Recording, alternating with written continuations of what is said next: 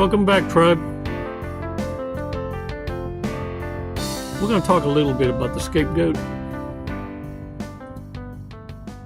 And I'm going to put your mind at ease as to why your absence is so important in the equation of the narcissist being triggered to their own demise. Because look, there's one thing that's for sure that you can take to the bank is narcissists will fail in every connection. Look, they don't even have friendships that they maintain long term.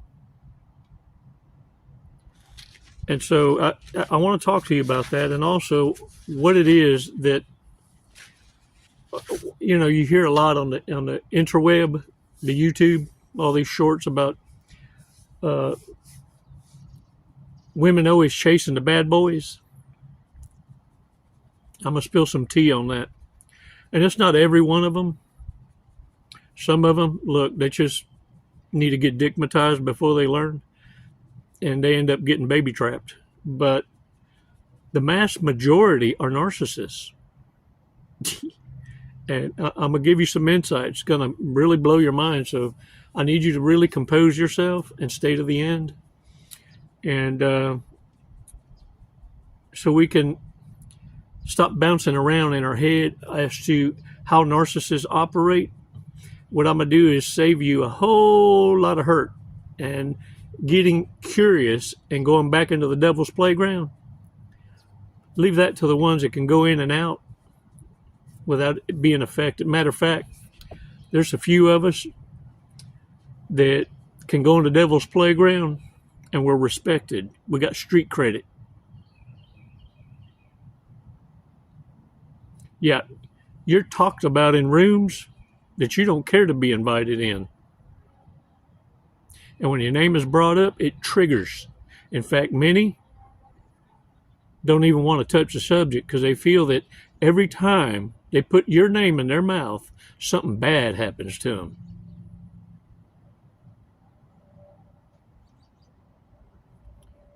Let's take 5 seconds so that you can learn how to let go of this thing called ruminations. And you can find ways, creative ways, to entertain hobbies. Ooh, let me tell you something. Ain't nothing pisses off a narcissist more worsterous batterist than seeing you in a relationship with someone else, replacing them, because they look at themselves as being irreplaceable. Now, what happens is you reverse narcology that ass into understanding you're irreplaceable.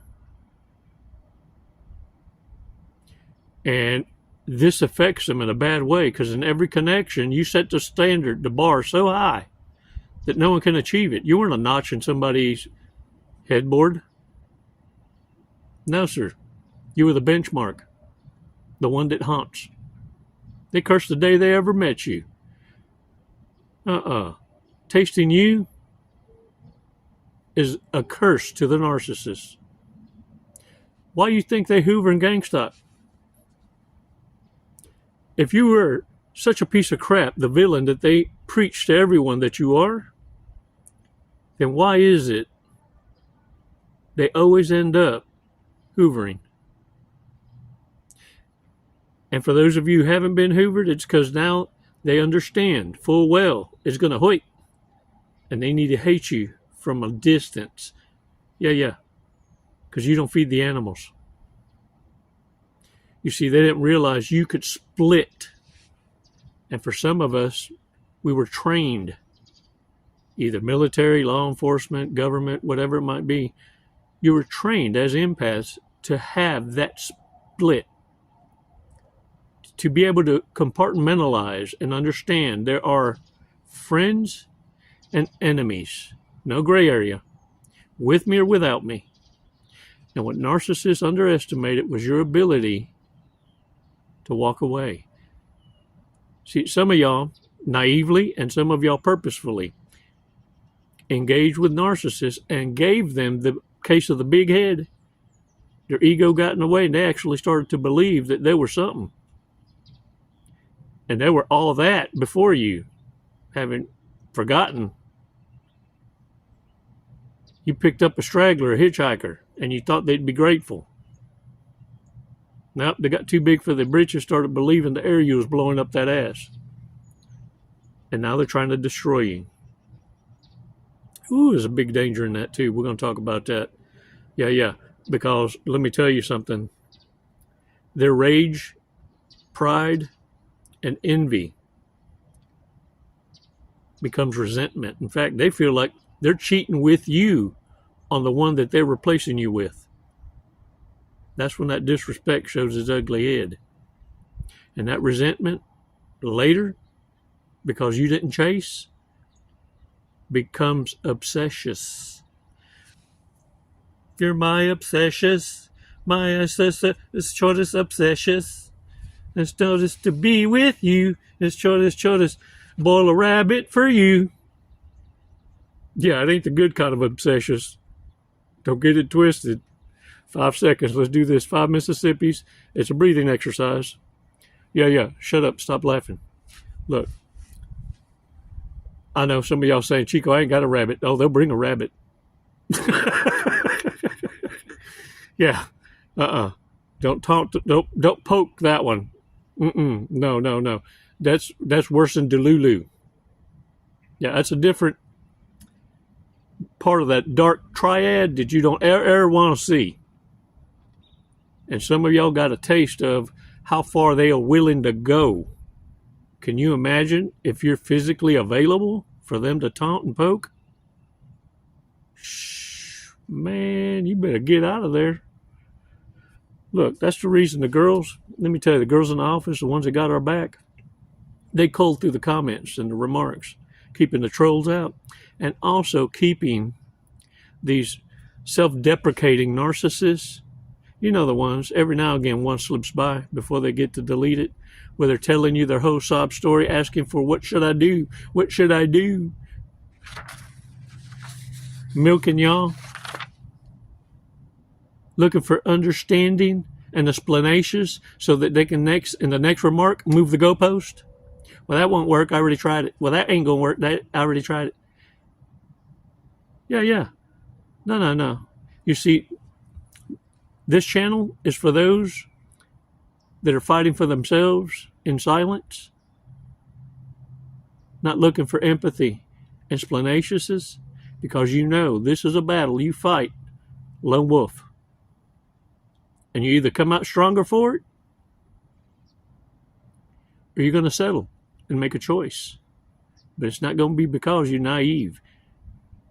If you choose to stay and not change, then you're with your own kind. And it's why the girls don't put up with that crap. This isn't a pity party. This tribe is a group of warriors who have transitioned from fearing hell to a spiritual walk, a covenant with the Most High, because in your spiritualness, you've gone through hell and made it. 5 seconds. Let's do this breathing exercise, yo. I'm so proud of y'all.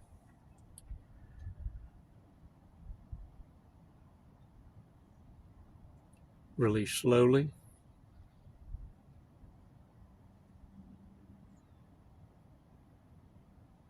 All right, shake it off, shake it off. Ooh, y'all. You know, I've shared with y'all in the past, I hope and pray that narcissists never run out of options. And the reason why is because they're not wanted, they're tolerated. That's how they see the chuthers in their harem closet. So I don't want you to think that, oh, look at they're replacing me, they're going to be so much better with them, they're going to change. No, they change people. And they're tolerated in every connection. And when that wears out, they're discarded. But in every discard, every failed connection, every friend that is now a frenemy, see what happens is narcissists don't appreciate other narcissists playing them. And when they finally figure out what they're up against and what they're with, they turn on each other's. They become arch enemies.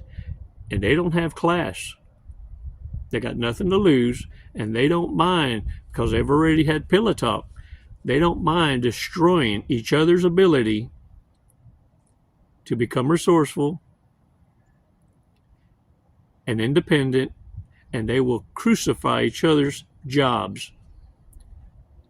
They will annihilate reputations if they have anything to annihilate.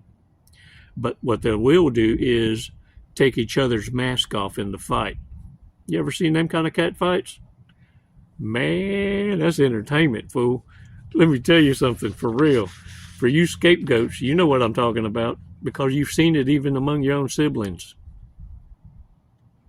Constant sabotage.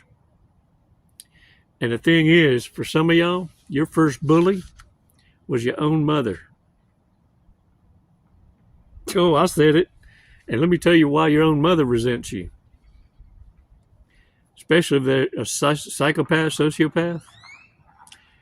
They resent you because they feel you destroyed their opportunities at a better life being born. And the only reason they kept you around and didn't unalive you, and don't think they don't, there's over 1 million a year that get cheerish to get unalived by baby mamas because they're an inconvenience.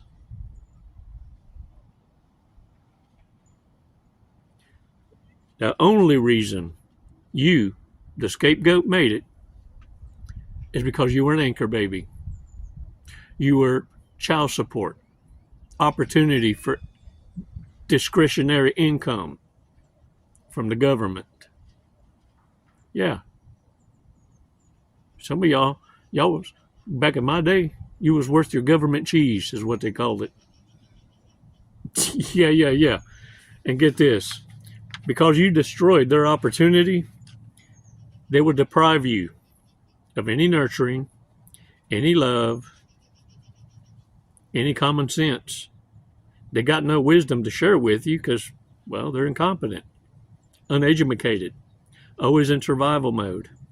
What they resent you for is you remember everything that they were doing in secret.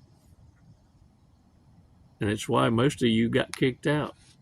It's why they can't stand you to become better than them, more successful than them, more educated than them. And for most of you, all you had to do is graduate junior high to surpass their GED, if they even got one.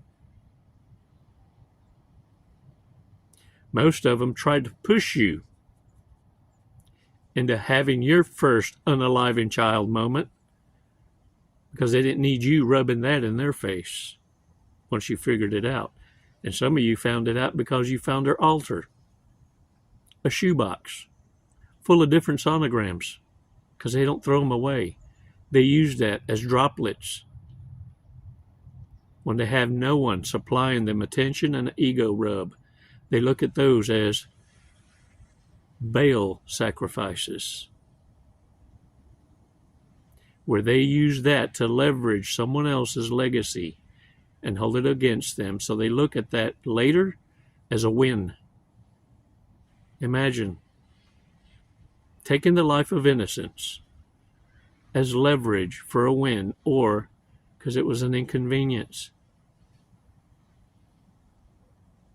A form of birth control. Yeah. And let me tell you what was supposed to destroy you. The fact that you had to raise yourself and you were deprived of a childhood. You had to become a young adult for your siblings, do all the cooking, all the cleaning, all the ironing, the laundry, changing of Pampers, or in my case, diapers. Yeah, because back in my day, they were cloth. You didn't have these disposables. You had the washable.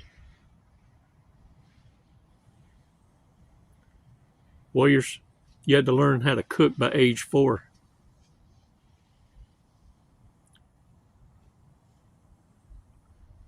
Does that message resonate with you? That's what makes you the goat. Because what narcissists in your future had no idea about is you can't abandon me to the streets. That's where I first was crowned king. That's what street credit is. The streets did a better job for most of you that were kicked out than your own mother who bullied you could ever have done. It was a protection for you to have been discarded or ghosted by your own mother, or as their uneducated ass would say, mudder, with an absent father. Yeah. And the thing is this, they'll have regrets. What they're fearing is you're going to tell their story in a public kind of way. You're going to alienate your resources in the future when they need you most. Because believe you me, you're the only one that can finance their retirement. But you're the only one they can ever convince to return. The scapegoat is the one they regret most. The prodigal son, prodigal child. And let me tell you about regret for a narcissist. It doesn't show up instantly. It's a slow killer. It's a slow killer that haunts them. Because they can't replace you. They can't have a do-overs, and they can't gaslight you into believing that they can create a narrative as to why you were absent and that you'll buy into it and play along to get along.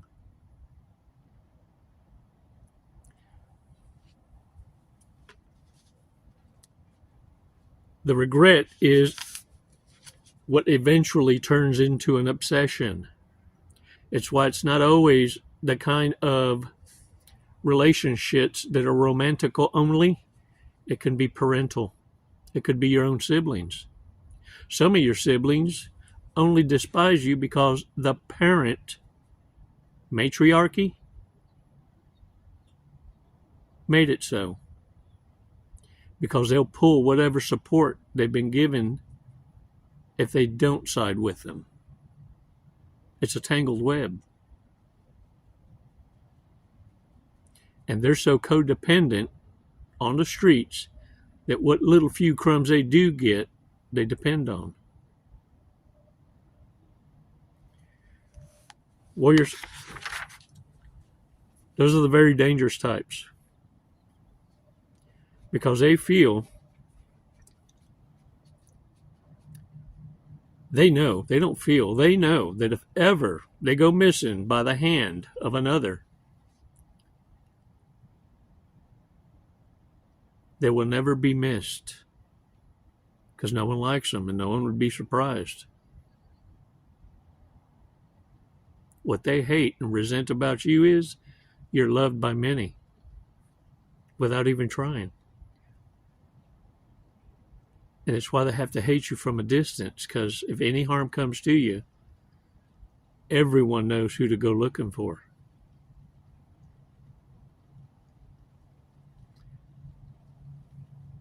Time is a hell of a teacher.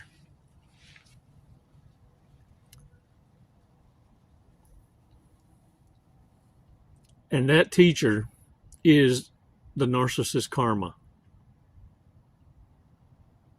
It's long and drawn out, but what happens is the narcissists find themselves being abandoned by the same group that used to support them. Friends become frenemies. Contacts become enemies. Connections of the past become their hunters. And it's a truth. Time is a truth that cannot be denied. And it can't be masked with pride and ego. That kind of mortifications cannot be avoided. Call it poetic justice. I call it divine justice. The Lord our Father calls it vengeance. in Romans chapter 12, verse 19. Keep your hands clean. Don't be foolish. Vengeance is mine, says the Lord. Yeah. Not a perfect quote, but it's in there. Look it up. I challenge you. That's a permanent kind of ego death, one like you can't ever lay upon a narcissist. And the thing is, no matter how much pride and ego they have, that is unavoidable. I have a ha-ha moment. A narcissist mother looks at her daughter and tries to call her out. Says, "You're a liar. Look at me, you're a liar." The daughter, being perfectly groomed by the narcissistic mother, probably got a hint of borderline in it, turns, looks at the mother dead in the eye, and says, "Tooth Fairy, Easter Bunny, Santa Claus," and then turns around and walks off like a boss.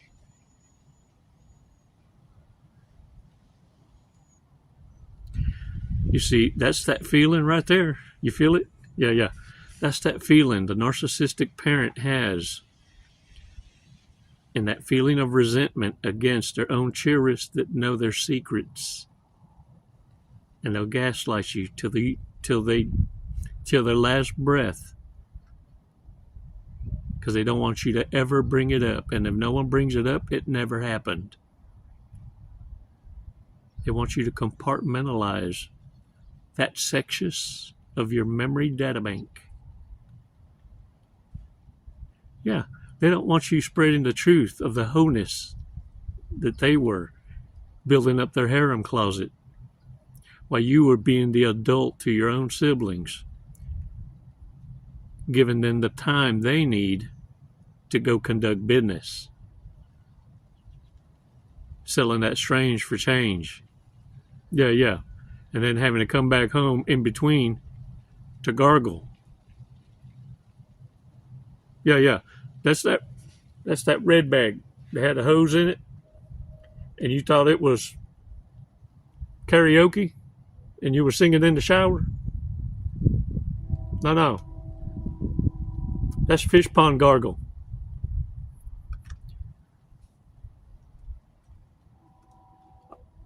I just traumatized some of y'all.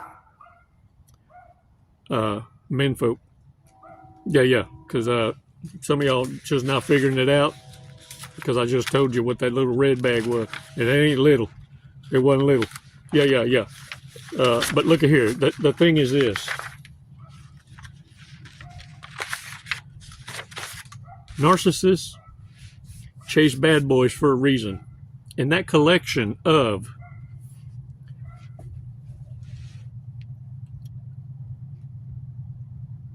all these connections that failed, this is what happens. I'm going to bring this over here so I don't forget the fortress cookie. When narcissists chase bad boys, it's a strategy. Okay? It's a strategy. Hear me out. They need protection against the bad boy they just try to destroy. So they get a bad boy more worsterous than the last one for protections. The multiplier now, get this, because most don't last more than 6 months. It's very rare they have a long-term relationship. Very rare. And usually they'll take care of that one because they're able to unmask with all the others in the harem. And that's how much they valued you, because you were what they call grade A supply, which most of you are the scapegoats. Because you were pre-groomed to take a whole lot of pain. And it's not like you had to take a lot of pain from the dumbass you were with, because they hid it well. you weren't worth risking a fallout with. So you only had tidbit moments where, till finally you had an epiphany and went, whoa, wait a minute. Dang it. I done got caught up with a fatal attraction over him. And the thing is, once narcissists get in the swing of things in the harem closet, getting in relationships with folks that are more worsterist and worsterist and worsterist for protection, they still got their head on a swivel. And this is why. By the time they get to that upteenth worsterist connection with the bad boys, they end up being the target of one that ends them. I'm talking ends their bloodline. And which the sad truth is, no one's going to miss him. No one's going to be surprised. In fact, for most of you, it's a wonder they lasted as long as they did. And they'll cover it up as if it was an overdose or they took their own life. Because it's the setups that play right out of their own playbook. Or they're a missing person forever.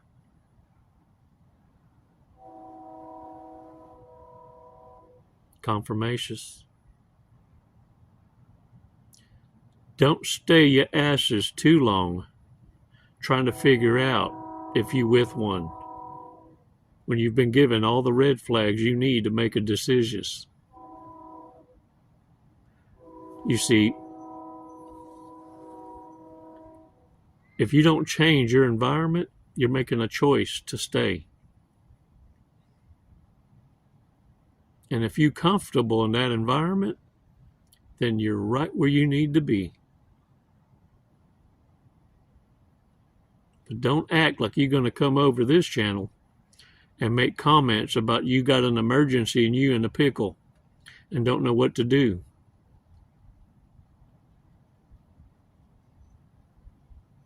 Yeah, this ain't no pity party. You've known exactly what you need to do. You've made a choice not to. I'll block you. Well, I won't, but the girls will. They know me well enough. Chico's angels are your angels. Yeah, we're not going to allow for virtue signaling, self-deprecating activity for narcissists to need a pity party and act like they're looking for direction. And the reason I feel comfortable in doing that is because the Most High don't choose stupidity. But what he does grant each and every one of us is free will to make a decision. And if you choose to do nothing with it, then you don't need to be in our company. You've made a choice. And for those of you who've championed your discernment, your experience, and the wisdom, and applied it, welcome home. Welcome home, warrior. You're a champion.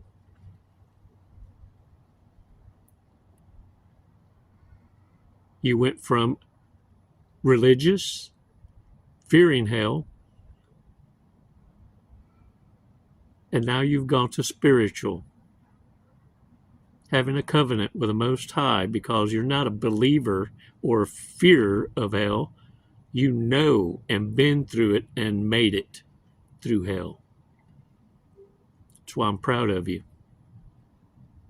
That's why it's an honor to be your coach. Confirmations. Let's go over this fortress cookie and see what it has to say. That's enough confirmations now. All right. Dang it, man. Can I get a what? All right. A passionate new romance will appear in your life when you least expect it. Ooh, feet don't fail me now. I'm a runner. I'm a track star. And look, with these holidays coming up, dang it, man. I've been invited to a lot of places, and so I always got to have an exit plan because there's always someone somewhere acting like it's an act of love to introduce me to someone that they think would be a good fit, as if I'm looking to be fitted. Yeah. Reminds me of a joke. They say that a woman decides within 30 seconds who she wants to have relations with, who she wants to swap spit with. 30 seconds. You'd think that's pretty fast, huh? Nah, that ain't fast enough. Men got you beat. Because men don't need 30 seconds. They decided before they met you. That's fast. Yeah. So that's what I'm saying. Careful this holiday season. You got folks around you because let me tell you, it's so desperate out here, and the thirst is real. And winter's here. Folks are looking for a winter companion. It's cuffing season, they call it. Yeah. Look it up. Google it. That's why this fortune cookie screams to me. A passionate new romance will appear in your life when you least expect it.